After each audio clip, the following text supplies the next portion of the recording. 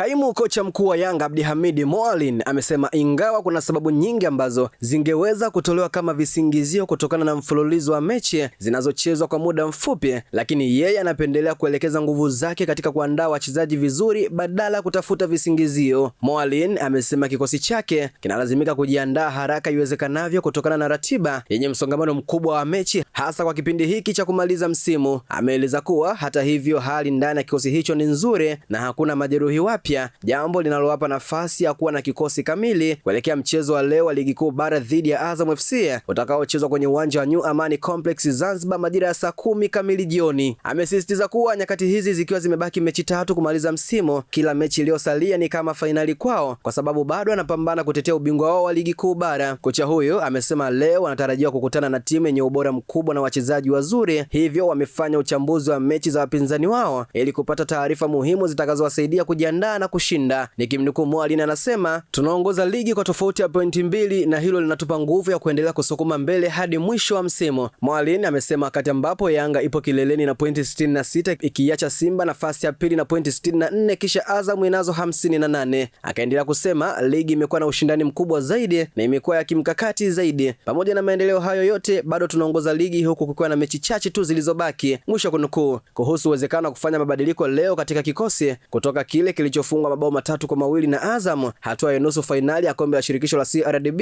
amesema uamuzi huo utategemea hali ya wachezaji baada ya mazoezi ya mwisho kabla ya mchezo. Yanga imebakiwa na mechi 3 za kumaliza msimu huu ndani ya Ligi Kuu Bara, ambapo kutoka kucheza na Azam leo Juni 27, 2026 itakuwa nyumbani kuikabisha TRA United, kisha Juni 30, 2026 itamaliza kwa kuikabili JKT Tanzania. Ili kutetea ubingwa wa Ligi Kuu Bara ambao Yanga imeuchukua kwa misimu 4 mfululizo, Yanga inatakiwa kushinda mechi hizo 3 zilizobaki bila ya kuangalia matokeo ya wapinzani wake. Kuelekea mechi ya leo dhidi ya wapika chapati wa Dar es Salaam, Yanga inaingia ikiwa na rekodi nzuri msimu huu ikiwa Zanzibar, kwani imeshinda mechi zote 2 ikianzia fainali ya Kombe la Mapinduzi 2026 iliyochezwa uwanja wa Gombani Pemba, kisha mabao 2-1 ikiwa nusu fainali ya Kombe la Muungano iliyochezwa uwanja wa New Amani Complex Unguja. Imeandikwa na Omar Mdosa na kusoma kwako na Hamza Saifo.